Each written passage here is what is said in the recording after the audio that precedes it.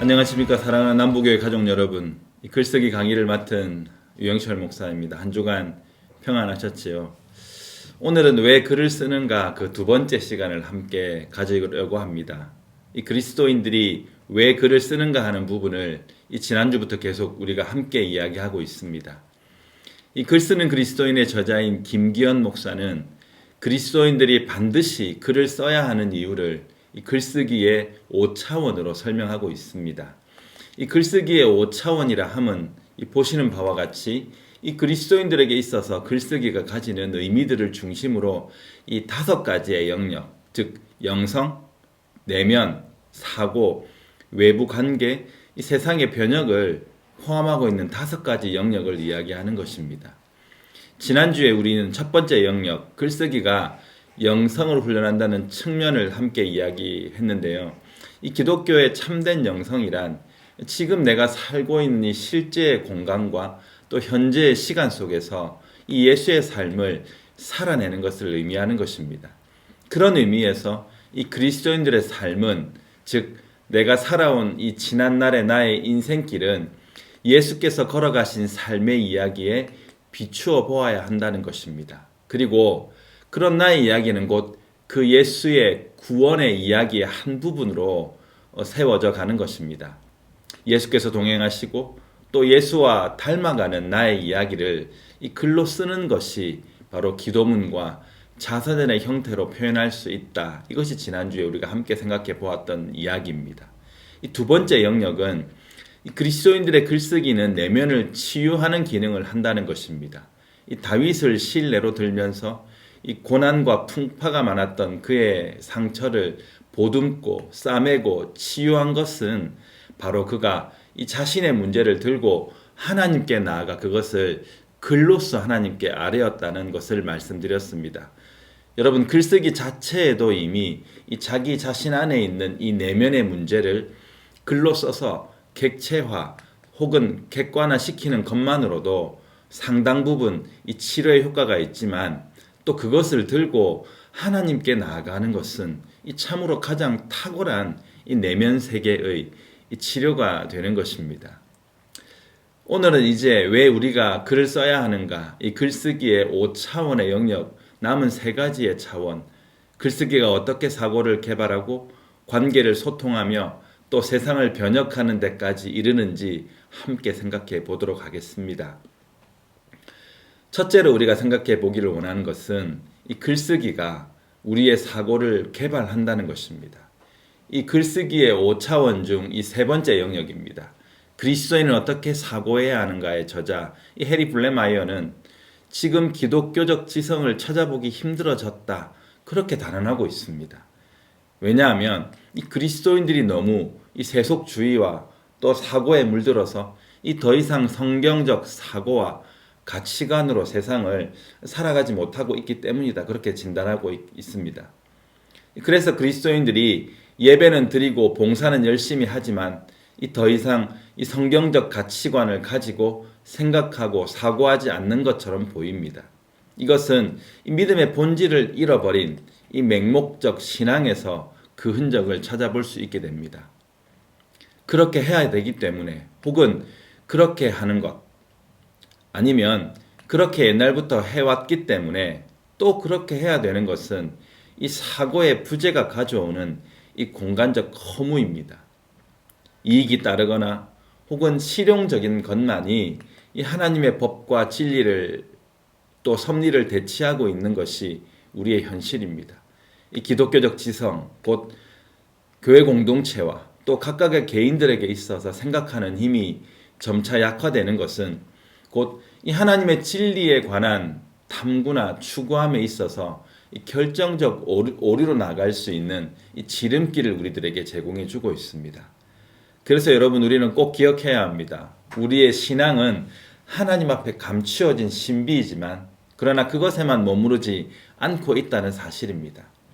다시 말하자면 이 신앙은 지성과 이 사고의 힘을 밀어내지 않고 오히려 바르고 이 균형 잡힌 신앙은 지성의 영역을 반드시 필요로 하는 것입니다. 그러므로 이 기독교 신앙은 이 다른 어떤 종교보다도 훨씬 이 더 높은 차원의 이 분별력을 필요로 하는 종교입니다. 이 로마서 12장에서 바울은 이 세대를 본받지 않을 것을 이야기하면서 이 높은 차원의 분별을 이야기하고 있습니다. 너희는 이 세대를 본받지 말고 오직 마음을 새롭게 함으로 변화를 받아 하나님의 선하시고 기뻐하시고 온전하신 뜻이 무엇인지 분별하도록 하라. 뜻을 분별하라는 말은 이 세상에 순응하거나 쉽게 동화되지 말고 오히려 이 세상을 바꾸고 이 변혁할 수 있도록 이 분별력이 요구되고 있다는 것입니다. 그러므로 우리의 신앙의 3요소인 이 지정의중, 이 지성, 곧 올바른 사고력은 이 변화와 변혁의 기준과 동력이 되는 것입니다. 그렇다면 우리의 신앙생활에 있어서 이 지성은 구체적으로 어떤 작용을 하는 것인지 살펴보도록 하겠습니다. 여러분, 이 검색하는 사람이 유명할까요? 검색당하는 사람이 유명할까요? 그렇지요. 검색당하는 사람이 검색을 하고 있는 사람보다 일반적으로는 그 분야에서 더 유명한 것이 되겠지요. 그러면 이 생각이나 사고의 영역에서 한번 생각해 보길 원합니다. 이 결론부터 말씀드리자면 이 생각하지 않으면 생각당하는 것입니다. 그리스도인들이 그리스도인답게 사고하지 못하면 어느새 그 사고의 영역을 지배하는 존재에게 그 생각의 자리를 빼앗기게 되는 것입니다. 우리의 지성의 전당은 항상 이 주도권 다툼의 장이 되고 있습니다. 이 사단에게 번번이 그것을 내어주고 지배당하는 것은 그만큼 우리가 이 싸움에 대해서 무지하거나 혹은 악에게 지는 것이 습관화되어 있기 때문일 것입니다. 그래서 빌립보 교인들에게 바울은 염려하지 말고 기도할 것을 권유하면서 이 성도의 기도의 유익에 대해서 다음과 같이 이야기하고 있습니다. 그리하면 모든 지각에 뛰어난 하나님의 평강이 그리스도 예수 안에서 너희의 마음과 생각을 지키시리라. 아멘. 모든 지각에 뛰어나신 하나님의 평강이 우리의 생각과 마음을 지켜주신다는 이 약속이 담겨져 있는 것입니다. 여러분, 세계적인 정신분석학자이자 작가인 스카펙은 그에 져서 아직도 가야 할 길에서 인간이 원죄를 저지르게 된 원인의 하나로 이 생각하지 않는 게으름에서 그 원인을 찾고 있습니다. 이 사단이 제안한 선악과에 대해서 하나님, 사단이 이 선악과를 먹으라고 하는데 어떻게 할까요? 왜 하나님께서는 우리에게 이 선악과를 따먹지 말라고 하신 것입니까? 이라고 묻는 것에 대하여서 전혀 생각해 보지 않은 이 영적인 게으름이 그 원인 중 하나라는 것입니다. 그래서 우리는 하나님께서 정말 기뻐하시고 원하는 것이 무엇인지 생각하지 않고 행동하는 것이 신앙이 아니라 우상 숭배요 죄가 된다는 사실을 꼭 기억해야 됩니다. 그리스도인들은 지금 내가 하고 있는 생각, 내가 가려는 길, 내가 시행하려는 방법에 대해서 부지런하게 하나님의 뜻을 구하고 찾아야 하는 존재들인 것입니다. 이것은 이 베레아인들에게 있어처럼 그 말씀이 정말 그런가 상고하여 보는 열정적 사고의 행위가 반드시 필요한 것입니다. 여러분, 하나님의 본심이 무엇인지 이 성경의 묵상을 통해서 사고하고 분별하는 것은 우리 삶의 기초요 또 신앙의 근간이 되는 행위입니다. 그런 측면에서 볼 때 이 그리스도인들에게 있어서 이 글쓰기는 그러한 전반적 사고와 또 지성적 측면에 있어서 이 굉장한 영향력을 발휘할 수 있는 좋은 도구가 되는 것입니다. 무엇이요? 글쓰기가 말입니다. 이 미국의 세계적인 이 공과대학인 이 MIT 공과대학은 이 글쓰기 수업, 에세이를 써내는 것이 이 수업의 중요한 부분 중에 하나로 구성되어져 있습니다.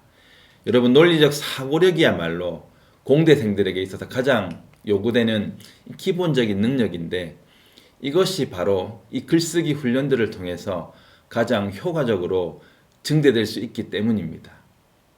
인간이 할 수 있는 가장 이 고난이도의 작업, 즉 모든 뇌의 부분을 다 동원하여서 풀가동하여서 이 주제에 맞는 이 논리적인 문장 배열과 또 시의적절한 단어의 선택과 배열은 인간으로 하여금 이 모든 감각을 깨우고 훈련하는 데 있어서 가장 탁월한 훈련의 장이자 도구가 되는 것입니다.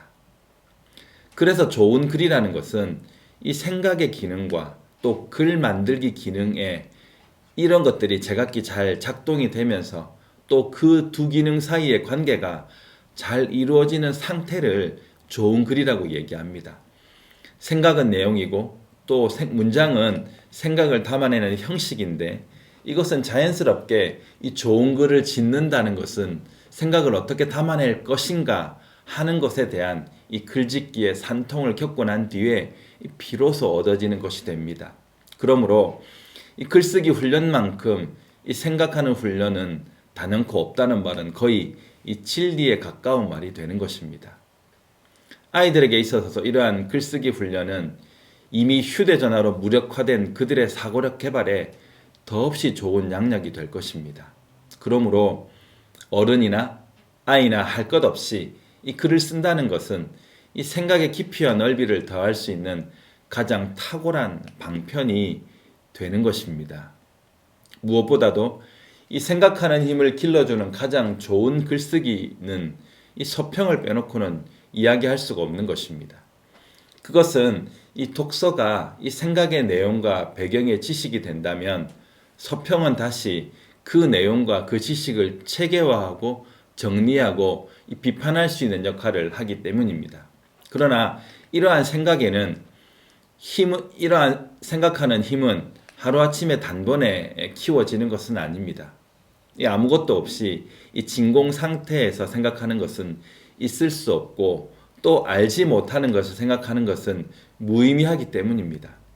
그래서 이 독서와 서평을 함께 하는 것은 생각할 내용을 가지는 동시에 생각한 것들을 정리하고 이 질서 있게 체계화하는 과정에 모든 것이 담겨져 있기 때문에 이 지성과 배경 지식을 쌓고 또 논리적으로 사고력을 기르는 데 안성맞춤인 것이 바로 이 서평인 것입니다. 그래서 우리는 이 망상과 이 사고의 그 분기점에 바로 이 글쓰기가 있다 하고 그렇게 생각하시면 되겠습니다. 어떻게 하면 우리는 서평을 잘 쓸 수 있을까요? 여러분, 서평을 잘 쓰기 위해서는 첫 번째로 이 한 권의 책을 정성 들여서 꼼꼼하게 읽어 내려가야 합니다. 그래야 이 제대로 책에 담긴 이 작가의 정신을 비판하고 이 나만의 고유한 시각을 가질 수 있기 때문입니다. 이 두 번째로 이 좋은 서평을 많이 읽어보라고 권해드립니다.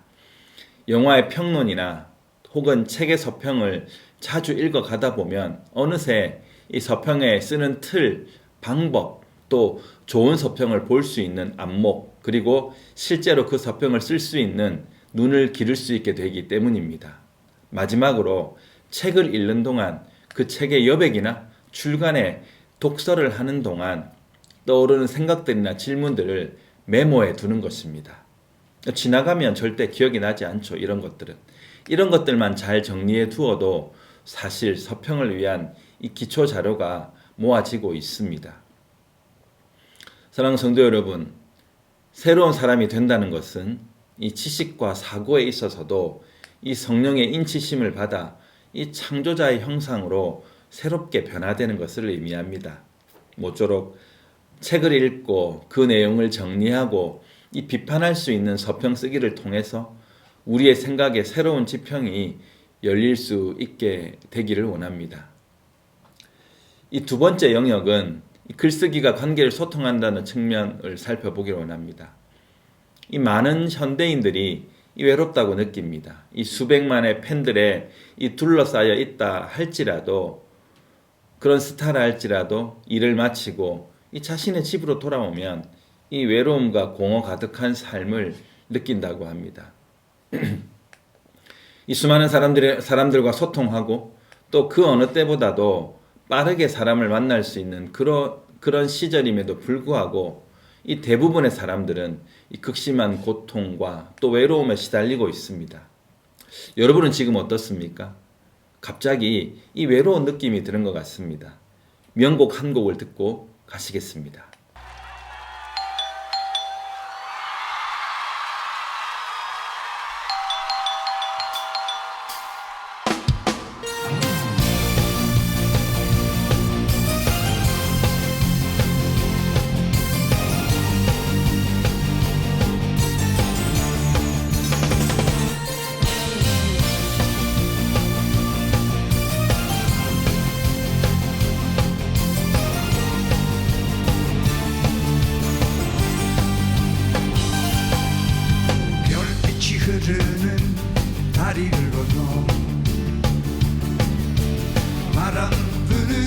갈대숲을 지나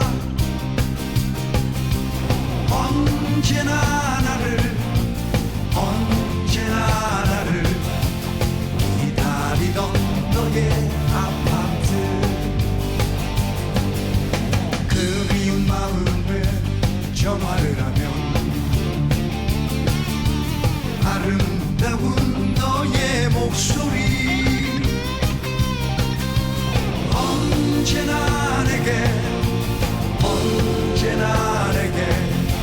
속삭이던 너의 목소리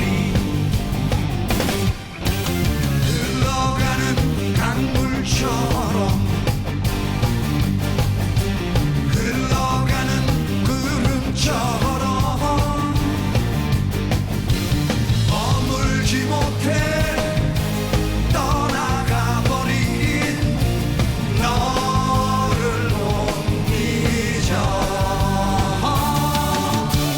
오늘도 바보처럼 미련됐네 다시 또 찾아왔지만 아무도 없는 쓸쓸한 너의 아파트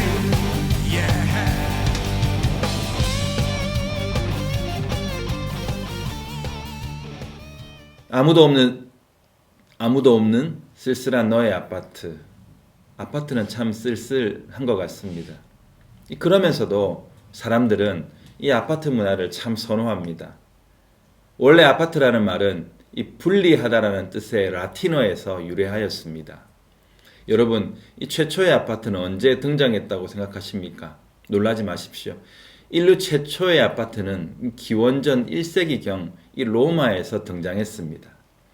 이 최초의 이 초고밀집 다세대 주택인 아파트가 등장한 것은 트라야누스 황제가 통치하던 때였는데 이 당시에는 이 목재와 진흙벽돌을 이용해서 지은 3층의 구조로 그렇게 건축되었다고 합니다. 그 안에 6개 정도의 독립된 가구가 생활할 수 있었고 1층에는 이 가게가 있는 이 주상복합의 구조였다고 합니다.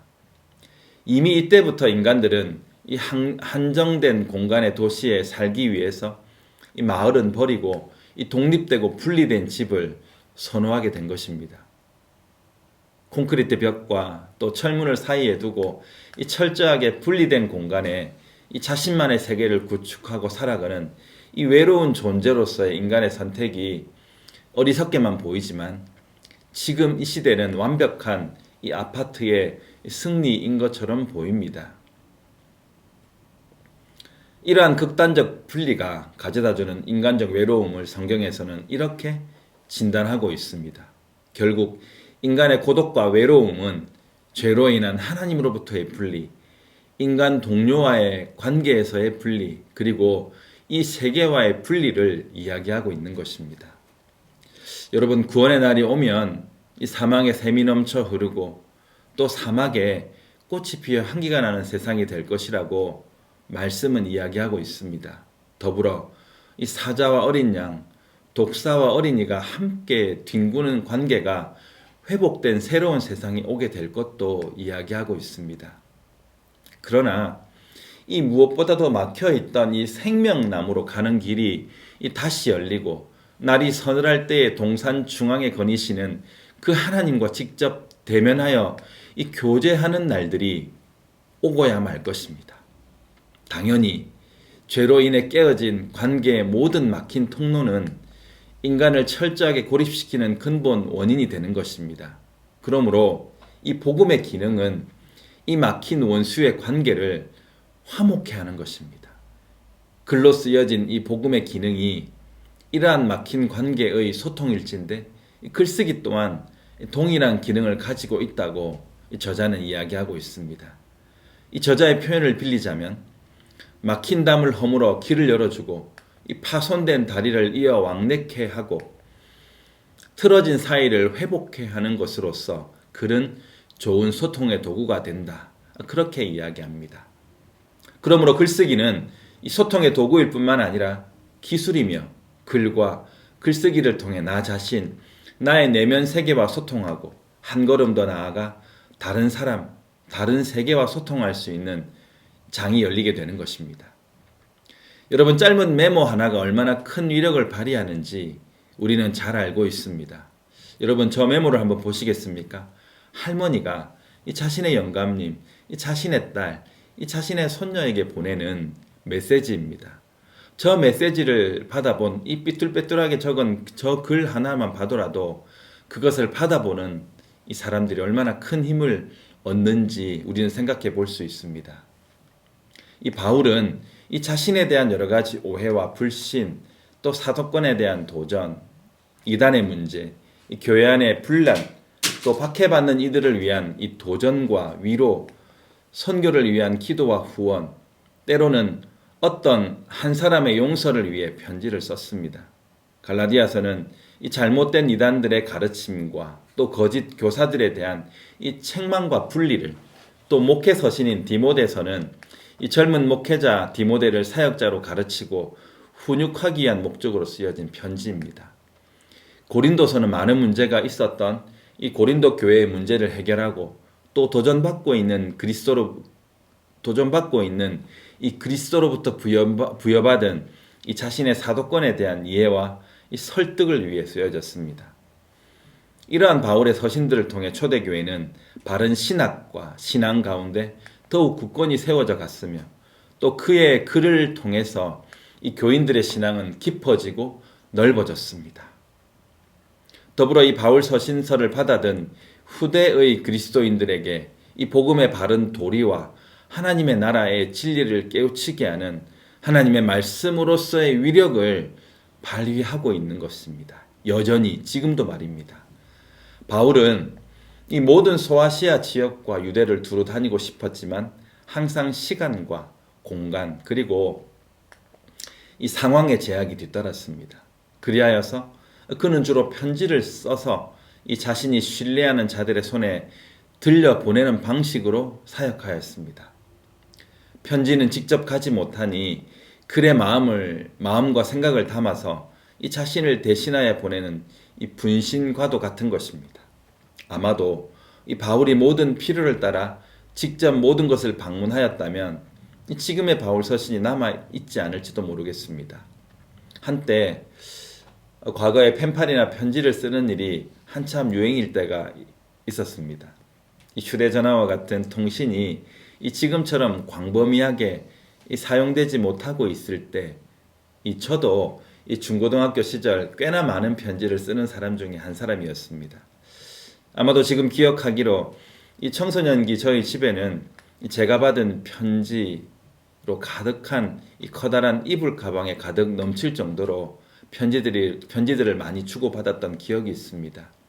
이사 때마다 그걸 어머니가 잘 챙겨서 이사를 다니셨는데 제가 분가를 하고 나서는 어디로 사라졌는지 보이지 않아서 조금 안타깝기만 합니다만 어쨌든 편지를 참 많이 쓰던 시절이었습니다. 그러나 지금은 편지를 손수 써서 우표를 붙여서 우체국에 가서 보내는 수고를 하는 사람들은 그리 많지 않은 것 같습니다. 오히려 즉석에서 간단히 주고받을 수 있는 편리한 이 SNS 메신저가 대세를 이루고 있습니다.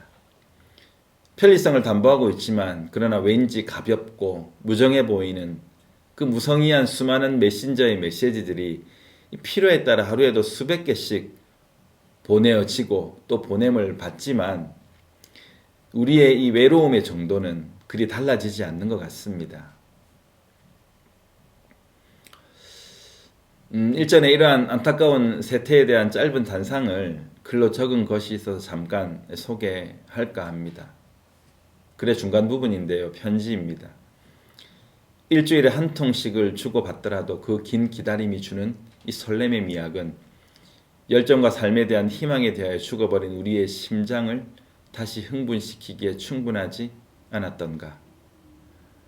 우체부에게 직접 건네받은 그 느린 녀석의 오히려 당당하고 각진 사각의 어깨로부터 전해지는 일종의 종교적 카타르시즘은 우리를 비정한 세상으로부터 구원해내기에 충분하지 않았던가. 이제 그 모던한 유물이 주는 안락함과 여유로움과 열정이 그리운 것은 비단 나 하나 때문일까? 언제부턴가 우리는 하루에도 수십 번씩 울어대는 이 귀찮은 존재로부터의 해방을 이끌어줄 이 모세와 같은 존재가 나타나기를 고대하고 있다. 빨리 만났다. 빨리 어디론가 사라지는 인스턴트 만남과 그 만남 가운데 이 전해지는 참을 수 없는 존재의 가벼움과 같은 농들의 중심에 휴대폰이 자리하고 있다. 심사숙고하여 몇 번이고 다시 썼다 지우는 이 삼고초려의 작업을 거치지 않은 생각나는 대로 칠러버리는 인스턴트 대화들 속에 이 다른 사람에 대한 이 따뜻한 배려와 인생의 진지함을 찾기란 참으로 어려운 일이 되었다. 느림의 미학 중 글쓴이 유형철. 유진 피터슨 목사님도 이런 저의 편지에 대한 생각에 동조하고 있는 것 같습니다. 물론 그분은 영어로 얘기하셨겠지만 여러분들의 이해를 돕기 위해서 한국어로 해석해서 들려드리도록 하겠습니다. 내용은 이렇습니다. 편지가 일견 낡고 느리고 귀찮고 효율적이지 않아 보여도 분명 편지는 이 기독교의 대화의 소통의 방식이다. 이 설교와 가르침이 선포라는 속성상 일방적이고 때로 고압적인 측면이 없지 않다. 반면 엽서나 편지는 격이 없이 교제하고 상담하기에 더없이 좋은 수단이다. 머뭇거림과 혼잣말이 특징인 이 편지의 언어에는 이 설교자나 교사들에게 흔히 볼 수 있는 이 권위주의적인 불손함이 거의 나타나지 않는다. 여러분, 이런 의미에서 이 그리스도인들이 편지를 쓴다는 것은 한 사람을 섬기고 그들을 복음으로 세울 뿐만 아니라 관계의 벽을 허무는 요긴한 도구가 되는 것입니다. 혹 아직까지 보관하고 있는 옛 편지들이 있다면 한번 꺼내보셔서 읽어보시면 좋을 것 같습니다. 아니면 지금 편지지와 우표를 사러 저와 함께 나가보시지 않겠습니까? 여기까지가 2주차 1부의 강의 내용입니다. 3분만 우리 찬양 들으면서 쉬셨다가 이어서 강의 진행하도록 하겠습니다. 수고하셨습니다. 잠시 후에 뵙도록 하겠습니다.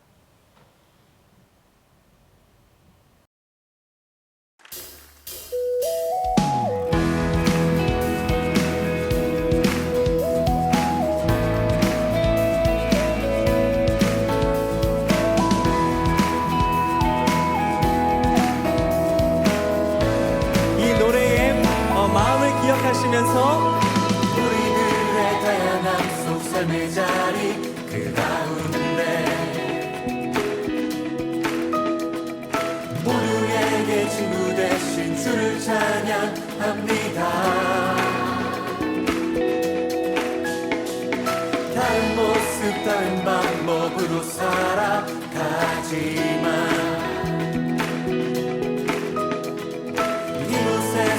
하나 되어 주를 노래합니다. 우린 지금 한 몸으로만 모두 담아서 아름다운 주님을 아름다운 주를 함께 모여 예배합니다. 닮은 모습 닮은 형상으로 창조된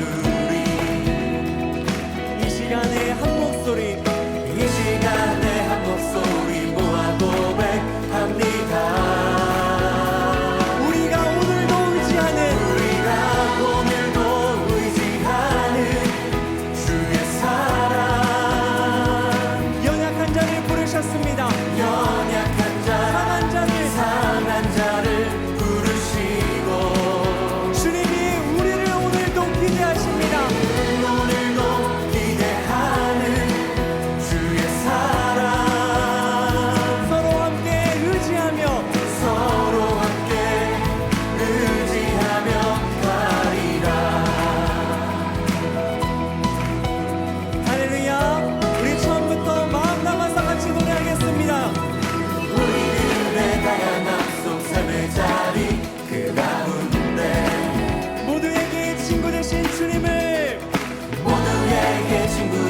이루어진 주를 찬양합니다.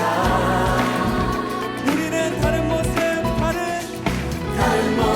다른 방법으로 살아가지만 이곳에서 주의 이름으로 하나 되었습니다. 이곳에서 하나 되어 주를 노래합니다. 할렐루야. 우린 지금 한 몸으로 마음 모두 담아서 아름다운 주를 함께 모여 예배합니다.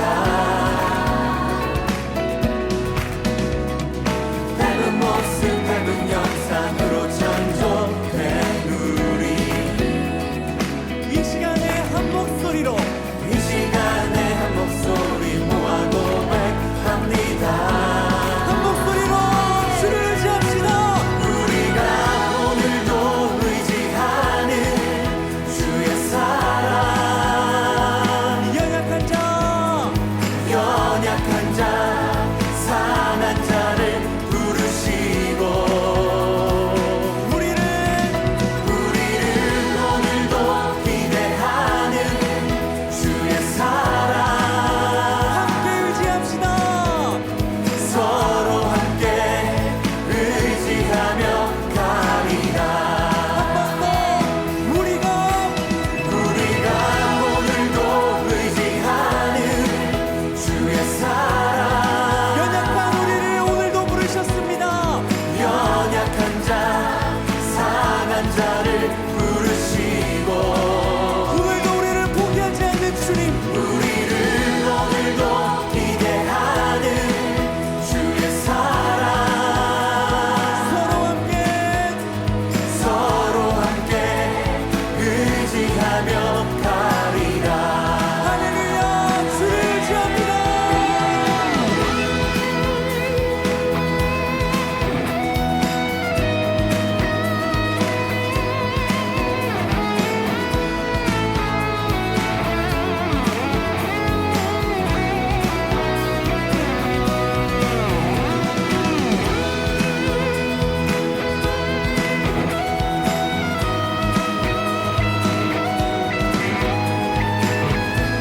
우리 한 목소리로 다시 한번 주님을 의지하며 주님을 높여드립시다. 우리가 잘 쉬셨습니까? 네, 다시 2부 강의를 시작하도록 하겠습니다.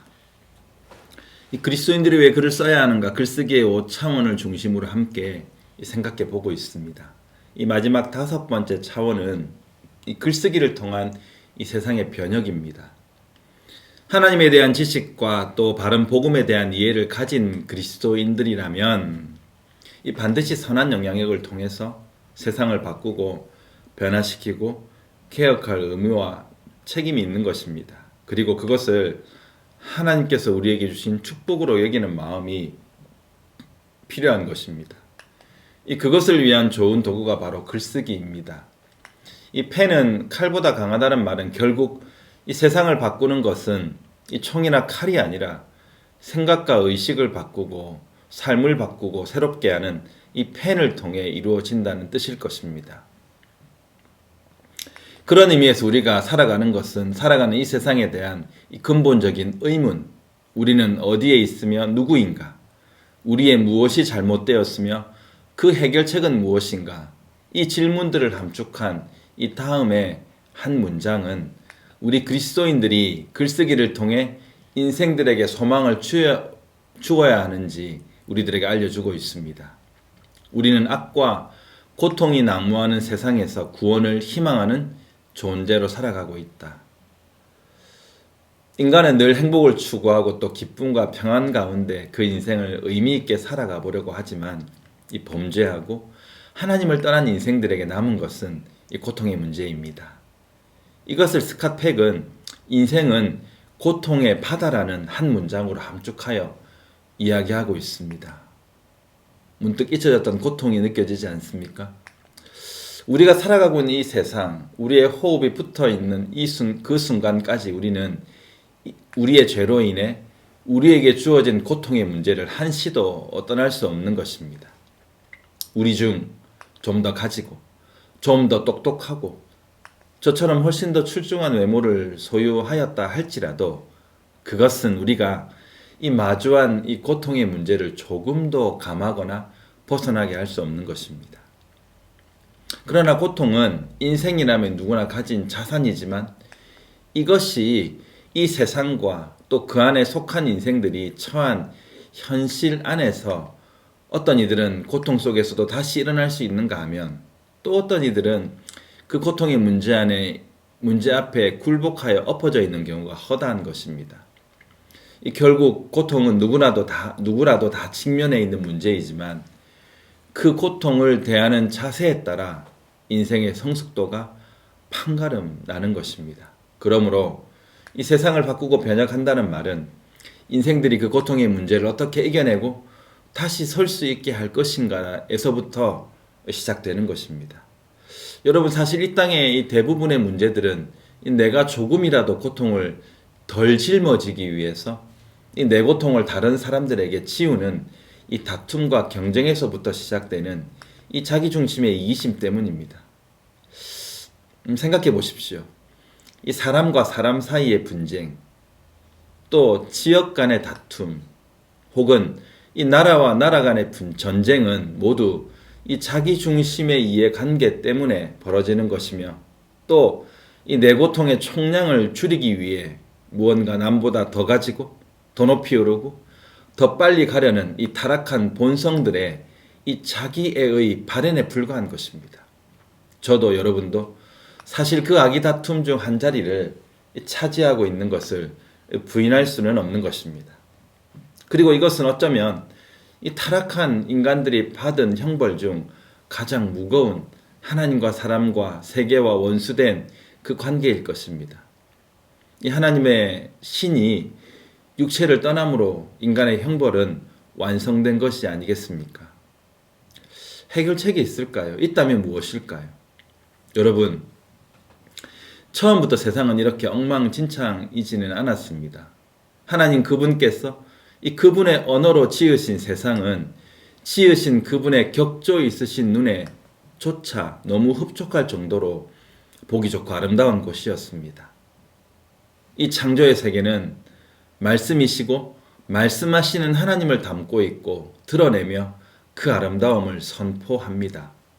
이 말씀은 이 무에서 유를 창조하시되 창조된 모든 것을 조화롭고 균형을 가지도록 붙들어 주시고 끊임없이 생명을 공급하는 생명과 능력의 말씀입니다.